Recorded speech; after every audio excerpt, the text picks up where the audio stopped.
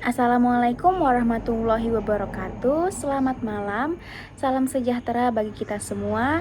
Shalom, Om Swastiastu, Namo Buddhaya, salam kebajikan.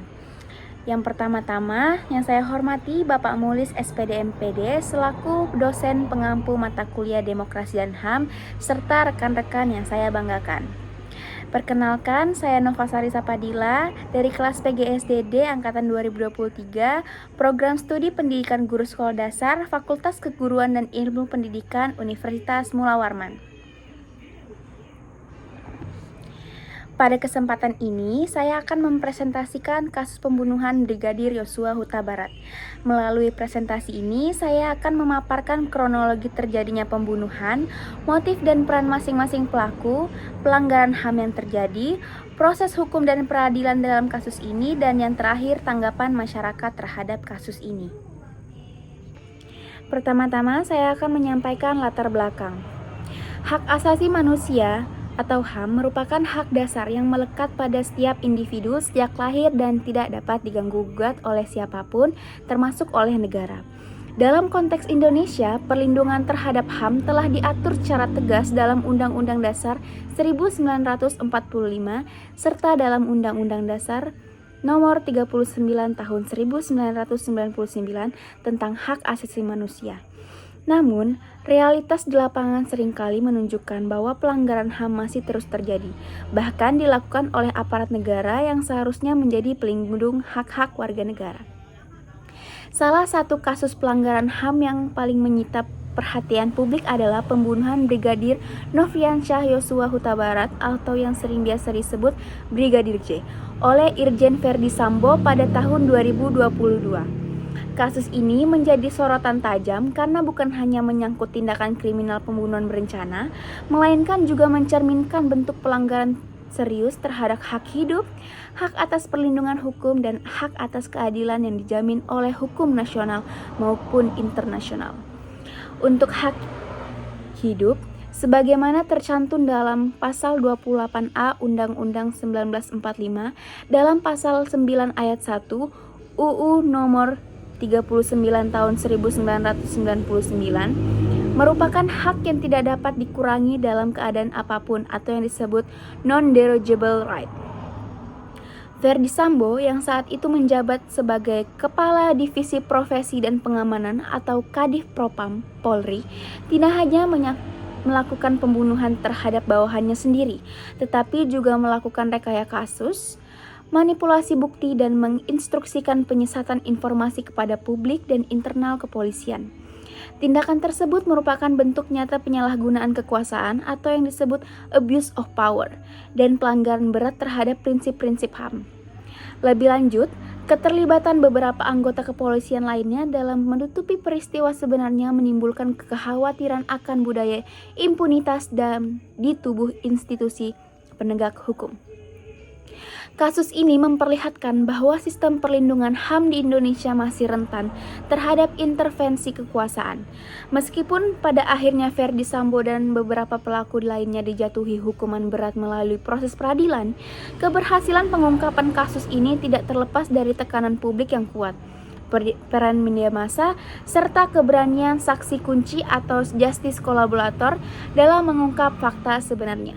Oleh karena itu, kajian terhadap kasus ini sangat penting sebagai refleksi terhadap pelaksanaan dan penegakan HAM di Indonesia, khususnya dalam lingkungan aparat penegak hukum.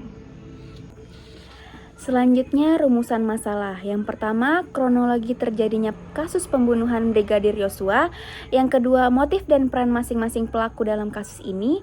Yang ketiga, pelanggaran HAM yang terjadi dalam kasus ini. Yang keempat, proses hukum dan peradilan dalam kasus ini. Dan yang terakhir, tanggapan masyarakat terhadap kasus ini. Selanjutnya, kronologi terjadinya pembunuhan. Pembunuhan terhadap Brigadir Nofriansyah Yosua Huta Barat atau Brigadir J merupakan salah satu kasus pelanggaran hukum dan HAM yang mencoreng institusi kepolisian negara Republik Indonesia. Kasus ini melibatkan Irjen Pol Verdi Sambo, seorang perwira tinggi yang saat itu menjabat sebagai Kepala Divisi Profesi dan Pengamanan atau Kadif Propam Polri. yang seharusnya bertugas menjaga etika dan profesionalisme aparat kepolisian. Namun, justru menyalahgunakan kekuasaan dan jabatannya untuk melakukan pembunuhan berencana terhadap anak buahnya sendiri. Kejadian ini berawal dari dugaan pelecehan terhadap Putri Chandrawati, istri Ferdy Sambo, yang dituduhkan dilakukan oleh Brigadir Yosua. Tuduhan tersebut menjadi dasar rekayasa kasus yang disusun oleh Ferdy Sambo untuk membenarkan pembunuhan. Namun, setelah penyelidikan lebih lanjut, tuduhan pelecehan tersebut tidak terbukti dan diduga hanya menjadi skenario untuk menutupi motif sebenarnya. Motif pribadi Ferdy Sambo termasuk kemarahan dan perasaan dikhianati diyakini menjadi pemicu utama tindakan pembunuhan tersebut. Kasus ini menjadi sorotan publik karena tidak hanya melibatkan tindakan pembunuhan, tetapi juga sistematis untuk menutupi kejahatan tersebut melalui rekayasa tempat kejadian perkara atau TKP, penghilangan barang bukti, intimidasi terhadap saksi, dan penyampaian keterangan palsu oleh beberapa anggota polisi lainnya. Keterlibatan banyak pihak di internal kepolisian membuat masyarakat mempertanyakan integritas dan transparansi lembaga penegak hukum. Kronologi kejadian. Berikut adalah kronologi kejadian berdasarkan hasil investigasi resmi dan kesaksian dalam persidangan. Yang pertama, tanggal 8 Juli 2022 pada siang hari. Brigadir Yosua tiba di rumah dinas Ferdy Sambo di Duren 3 Jakarta Selatan bersama rombongan yang terdiri dari Putri Chandrawati dan ajudan lainnya setelah perjalanan dari Magelang. Mereka masuk ke dalam rumah dinas tersebut. Yang kedua, pukul 14.00 sampai 15.00 waktu Indonesia Barat, di dalam rumah, Brigadir Yosua dipanggil oleh Ferdy Sambo dengan alasan yang belum jelas. Di sana, telah menunggu Barada Richard Eliezer atau Baradae, Bribka Riki Rizal, dan Kuat Ma'ruf. Ferdy Sambo memerintahkan Baradae untuk menembak Brigadir Yosua. Yang ketiga, penembakan terjadi. Brigadir Yosua ditembak beberapa kali oleh Baradae atas perintah langsung dari Ferdy Sambo. Setelah dipastikan meninggal, Ferdy Sambo melakukan penembakan tambahan dengan pistolnya sendiri ke arah tembok untuk membuat skenario seolah-olah terjadi baku tembak. Yang keempat, setelah kejadian pada sore hingga malam hari, Ferdy Sambo memerintahkan penghapusan barang bukti komunikasi digital dari ponsel Brigadir Yosua dan meminta jajarannya untuk menyusun keterangan palsu kepada atasan dan publik. Ia juga mengatur penempatan jenazah dan barang bukti agar sejalan dengan narasi baku tembak. Yang kelima, tanggal 9 sampai 10 Juli 2022, kepolisian mengumumkan bahwa Brigadir Yosua tewas akibat baku tembak dengan Baradae. Namun, keluarga korban yang melihat luka-luka mencurigakan pada jenazah, termasuk bekas penganiayaan, membantah versi resmi ini. Yang keenam, pertengahan Juli 2022, tekanan publik, investigasi media, dan desakan dari keluarga membuat Kapolri membentuk tim khusus untuk menyelidiki kasus ini lebih dalam. Yang ketujuh, Agustus 2022, fakta-fakta mulai terungkap. Baradae mengaku bahwa ia menembak atas perintah Ferdy Sambo. Ferdy Sambo akhirnya ditetapkan sebagai tersangka pembunuhan berencana. Beberapa anggota polisi lainnya juga ditetapkan sebagai tersangka karena menghalangi proses penyelidikan. Yang kedelapan, Oktober 2022 hingga Januari tahun 2023, proses persidangan berjalan secara terbuka. Fakta-fakta bahwa pembunuhan dilakukan secara berencana dan direkayasa oleh Ferdy Sambo terbukti di persidangan. Yang kesembilan, Februari tahun 2023, Ferdy Sambo dijatuhi hukuman mati oleh Pengadilan Negeri Jakarta Selatan. Putri Chandrawati divonis 20 tahun penjara, Riki Rizal 13 tahun, Kuat Ma'ruf 15 tahun, dan Baradae dihukum 1,5 tahun sebagai justice kolaborator. Selanjutnya yaitu motif dan peran masing-masing pelaku. Yang pertama, Ferdy Sambo. Ferdy Sambo adalah faktor utama dalam kasus pembunuhan Brigadir Joshua. Ia adalah perencana sekaligus pengendali seluruh rangkaian tindakan kriminal yang terjadi, termasuk merancang pembunuhan, memerintahkan bawahannya untuk mengeksekusi, serta mengatur rekayasa kronologi agar seolah-olah terjadi baku tembak. Motif yang disampaikan secara resmi adalah kemarahan Ferdy Sambo terhadap Brigadir Joshua karena dugaan pelecehan terhadap istrinya Putri Chandrawati. Namun, bukti dalam persidangan dan penyelidikan Komnas HAM tidak menemukan bukti kuat atas tuduhan pelecehan tersebut.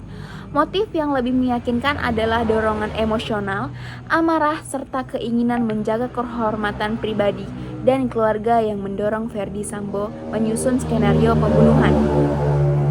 Yang kedua, Putri Chandrawati. Putri Chandrawati merupakan istri Ferdy Sambo yang turut mengetahui dan mendukung rencana pembunuhan. Ia melaporkan adanya dugaan pelecehan oleh Brigadir Joshua yang diduga menjadi pemicu peristiwa ini.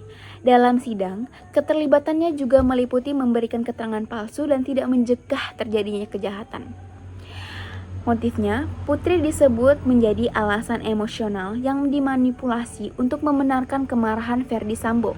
Ada dugaan bahwa keterlibatannya bersifat aktif maupun pasif sebagai bagian dari alibi moral Ferdy Sambo untuk menyusun pembunuhan.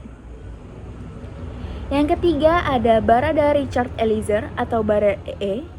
Barada E adalah eksekutor yang menembak Brigadir Joshua atas perintah langsung dari Ferdy Sambo.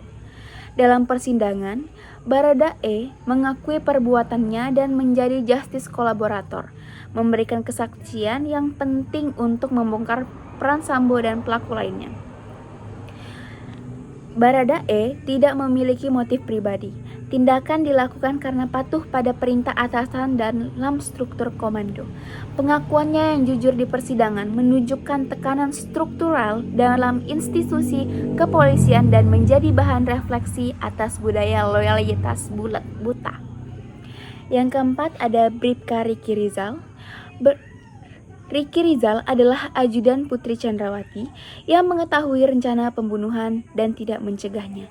Ia juga tidak melaporkan peristiwa tersebut kepada pihak berwenang. Riki Rizal motifnya diduga karena loyalitas terhadap atasan dan rasa takut terhadap otoritas Ferdy Sambo. Ia tidak secara langsung melakukan kekerasan, namun diam dan membiarkan peristiwa tersebut terjadi.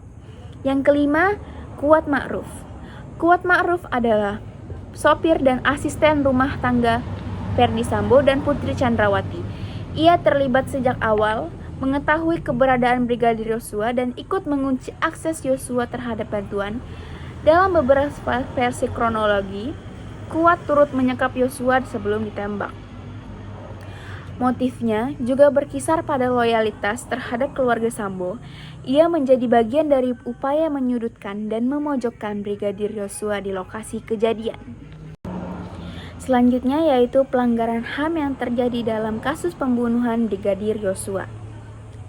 Kasus pembunuhan Brigadir Nofriansyah Yosua Huta Barat oleh Ferdy Sambo dan jajarannya tidak hanya mencerminkan pelanggaran hukum pidana, tetapi juga merupakan bentuk nyata pelanggaran hak asasi manusia atau HAM yang serius. Pelanggaran HAM dalam kasus ini terjadi dalam berbagai aspek, baik terhadap hak hidup, hak atas keadilan maupun hak atas perlindungan hukum. Berikut adalah uraian bentuk-bentuk pelanggaran HAM yang dapat diidentifikasi. Yang pertama, pelanggaran terhadap hak hidup atau right to life. Hak hidup merupakan hak yang paling fundamental dalam HAM sebagaimana dijamin oleh pasal 28A Undang-Undang Dasar 1945 dan pasal 6 Kovenan Internasional tentang Hak Sipil dan Politik. Dalam kasus ini, Brigadir Joshua kehilangan nyawanya secara tidak sah akibat pembunuhan yang dilakukan dengan perencanaan dan kekerasan. Pembunuhan berencana oleh aparat negara, apalagi oleh seorang jenderal polisi, adalah bentuk pelanggaran berat terhadap hak hidup, yang dalam prinsip-prinsip hukum HAM termasuk kategori pelanggaran HAM. Yang kedua, pelanggaran terhadap hak atas perlindungan hukum yang setara. Pasal 27 ayat 1 UUD 1945 menyatakan bahwa setiap warga negara memiliki kedudukan yang sama di hadapan hukum. Namun, dalam kasus ini terjadi upaya sistematis dari berbagai pihak berwenang untuk menutupi kejahatan. Hal ini mencakup yang pertama, rekayasa tempat kejadian perkara. Yang kedua, penghapusan dan manipulasi barang bukti digital. Yang ketiga, pemberian keterangan palsu kepada publik dan institusi hukum. Dan yang terakhir, intimidasi terhadap saksi dan penyidik. Upaya ini bertentangan dengan prinsip keadilan dan kesetaraan di hadapan hukum, karena pihak berkuasa menggunakan jabatannya untuk melindungi diri sendiri dan kelompoknya. Yang ketiga, yaitu pelanggaran terhadap hak atas kebenaran dan keadilan. Masyarakat dan keluarga korban berhak mendapatkan kebenaran, keadilan, dan pemulihan. Dalam proses awal penanganan kasus, terdapat hambatan besar dalam memperoleh informasi yang benar dan transparan. Publik diberikan informasi yang keliru melalui skenario baku tembak, dan upaya pembongkaran kasus terjadi karena tekanan masyarakat serta peran media dan LPSK. Upaya untuk menghalangi pengungkapan fakta kebenaran adalah bentuk pelanggaran hak terhadap keadilan prosedural yang dijamin oleh sistem HAM internasional dan nasional. Yang terakhir, pelanggaran terhadap integritas institusi penegak hukum. Penyalahgunaan wewenang oleh pejabat tinggi kepolisian dalam melakukan pembunuhan, memanipulasi penyelidikan, dan memerintahkan bawahan untuk turut serta dalam kejahatan merupakan bentuk pelanggaran HAM institusional. Ini tidak hanya merugikan korban secara individu, tetapi juga melemahkan kepercayaan publik terhadap institusi yang seharusnya melindungi HAM. Selanjutnya yaitu proses hukum dan peradilan. Berikut adalah tahapan utama dalam proses hukum dan peradilan kasus ini. Yang pertama, penyelidikan awal dan rekayasa kasus. Setelah peristiwa pembunuhan terjadi pada 8 Juli 2022, kepolisian awalnya merilis pernyataan bahwa Brigadir J tewas dalam baku tembak dengan Baradae. Namun, kejanggalan yang ditemukan oleh pihak keluarga korban seperti luka bekas penyiksaan memicu desakan publik untuk dilakukan investigasi ulang. Terbongkarnya rekayasa dalam penyidikan awal ini menjadi titik balik dalam penanganan kasus. Tekanan publik yang besar mendorong Kapolri untuk membentuk tim khusus atau tim sus untuk menyelidiki kasus secara independen. Yang kedua, penetapan tersangka dan penahanan. Dalam waktu beberapa minggu setelah penyelidikan independen dilakukan, Polri akhirnya menetapkan 5 tersangka. Yang pertama, Irjen Ferdy Sambo sebagai dalang utama pembunuhan. Yang kedua, Putri Chandrawati sebagai istri Ferdy Sambo. Yang ketiga, Barada Richard Eliezer atau Baradae sebagai eksekutor. Yang keempat, Bribka Ricky Rizal sebagai ajudan. Dan yang terakhir, Kuat Ma'ruf sebagai asisten rumah tangga.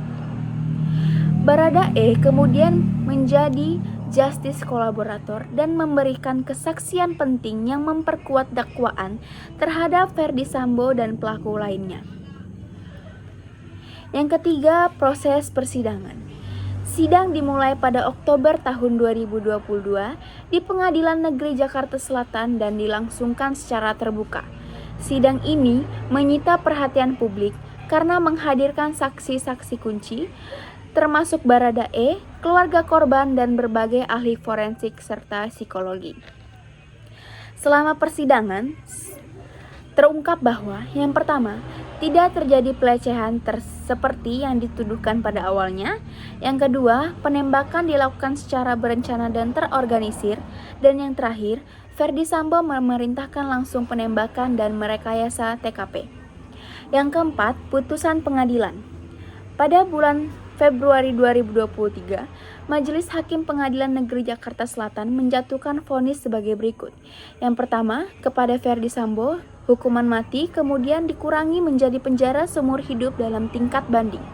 Yang kedua, Putri Chandrawati, 20 tahun penjara, kemudian dikurangi menjadi 10 tahun dalam tingkat banding. Yang ketiga, Baradae, 1 tahun 6 bulan penjara karena berstatus justice kolaborator. Yang keempat, Ricky Rizal, 13 tahun penjara dan Kuat Ma'ruf 15 tahun penjara. Proses banding dan kasasi dilakukan oleh sebagian terdakwa. Beberapa vonis dikurangi oleh Mahkamah Agung yang menimbulkan perdebatan dan reaksi dari masyarakat. Selanjutnya, evaluasi proses hukum. Secara umum, proses hukum kasus ini dianggap sebagai bentuk perbaikan dalam transparansi dan akuntabilitas institusi hukum di Indonesia. Namun, beberapa catatan penting tetap mengemuka. Yang pertama, ada kekhawatiran soal potensi intervensi kekuasaan dan institusi. Yang kedua, hukuman yang dikurangi di tingkat banding atau kasasi menimbulkan kekecewaan publik. Yang ketiga, peran masyarakat sipil, media, dan tekanan publik terbukti krusial dalam mendorong penegakan hukum. Selanjutnya yaitu tanggapan masyarakat mengenai kasus Ferdi Sambo. Kasus pembunuhan Brigadir Nofriansah Yosua Huta Barat oleh Irjen Ferdi Sambo dan jajarannya memicu reaksi publik yang luar biasa dan intens. Tanggapan masyarakat terhadap kasus ini tidak hanya menunjukkan kecaman atas tindakan brutal yang dilakukan oleh aparat penegak hukum, tetapi juga mencerminkan meningkatnya kesadaran masyarakat tentang pentingnya transparansi, akuntabilitas, dan penegakan hak asasi manusia di Indonesia. Yang pertama itu gelombang solidaritas untuk keadilan. Sejak awal munculnya kejanggalan dalam penjelasan resmi dari Polri, masyarakat merespon dengan solidaritas kuat kepada keluarga Brigadir Yosua. Tagar seperti Justice for Yosua menjadi viral di media sosial dan menjadi simbol perjuangan untuk mengungkap kebenaran.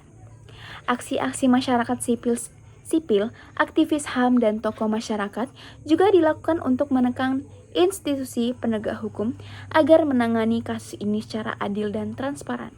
Yang kedua, ketidakpercayaan terhadap institusi Polri. Kasus ini memperkuat persepsi negatif masyarakat terhadap Polri, terutama terkait integritas, transparansi, dan profesionalisme. Fakta bahwa kasus ini melibatkan perwira tinggi dan adanya upaya sistematis untuk merekayasa kejadian memperparah krisis kepercayaan publik terhadap lembaga kepolisian. Muncul tuntutan luas agar dilakukan reformasi struktural dan kultural di tubuh Polri. Yang ketiga, peran penting media dan media sosial. Media massa dan media sosial memainkan peran vital dalam membongkar kejanggalan kasus ini. Pelaporan investigatif dan jurnalis serta keberanian narasumber dari pihak keluarga korban memperkuat tekanan publik. Media sosial menjadi ruang utama bagi masyarakat untuk menyuarakan aspirasi dan menuntut pertanggungjawaban hukum terhadap pelaku. Yang keempat yaitu respon emosional, marah, kecewa, dan teguh mengawal. Masyarakat menunjukkan berbagai reaksi emosional seperti kemarahan terhadap penyalahgunaan wewenang, kekecewaan terhadap rekayasa hukum, dan keteguhan untuk terus mengawal kasus ini sampai keadilan ditegakkan. Banyak masyarakat yang mengikuti jalannya persidangan secara langsung menunjukkan tingginya partisipasi publik dalam isu keadilan sosial. Dan yang terakhir, dukungan terhadap Baradae sebagai justice kolaborator. Banyak masyarakat menunjukkan empati dan dukungan kepada Barada Richard Eliezer karena keberaniannya mengungkap kebenaran. Meskipun ia merupakan pelaku penembakan, statusnya sebagai justice kolaborator dianggap berperan penting dalam membuka tabir kasus ini. Ia bahkan dijuluki sebagai pahlawan kebenaran oleh sebagian netizen. Dan yang terakhir, penutup.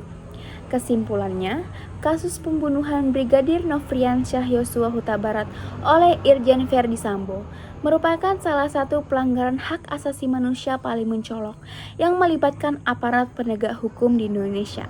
Peristiwa ini tidak hanya mencerminkan penyalahgunaan wewenang dan kekuasaan oleh pejabat tinggi, tetapi juga menunjukkan lemahnya sistem pengawasan internal dan integritas lembaga penegak hukum.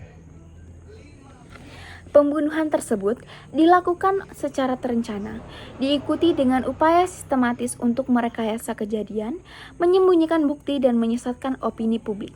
Pelanggaran hak hidup, hak atas keadilan, dan hak atas kebenaran terjadi secara terang-terangan. Namun, Berkat tekanan masyarakat sipil, peran media dan keberanian saksi kunci, kebenaran berhasil diungkap dan diproses peradilan dapat berjalan. Vonis terhadap para pelaku menjadi penanda penting dalam perjalanan hukum Indonesia, bahwa keadilan masih bisa ditegakkan walau pelakunya berasal dari institusi yang memiliki kekuasaan besar. Kasus ini juga memperlihatkan pentingnya partisipasi masyarakat dalam mengawal jalannya demokrasi dan penegakan HAM. Sekian pemaparan presentasi dari saya, kurang dan lebihnya mohon maaf. Saya ucapkan terima kasih. Wassalamualaikum warahmatullahi wabarakatuh.